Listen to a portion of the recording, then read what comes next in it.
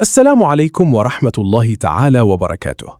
هذه التشكيلة المتوقعة لمباراة اليوم بين بولونيا اف سي 1909 واي اس روما، مو الرسمية النهائية. بولونيا 4-2-3-1. الحارس لوكاش سكوروبسكي. الدفاع بوش، بونيفاتشي، كالاتوري، كريستيانسن. الوسط فرولر، موريتا.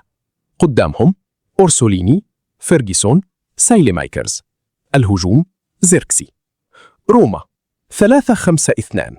الحارس روي باتريسيو. الدفاع مانشيني، سمولينج، لورنتي. الوسط كارسدورب، كريستانتي، باريديس، بيليغريني، سبيناتزولا. الهجوم ديبالا، لوكاكو. المباراة قوية. بولونيا فريق منظم ويقدم موسم ممتاز. روما عنده خبرة كبيرة وهجوم قوي مع ديبالا ولوكاكو. مباراة ممكن تكون مفتوحة وفيها أهداف. توقعي الشخصي 2-2 أو روما 2-1.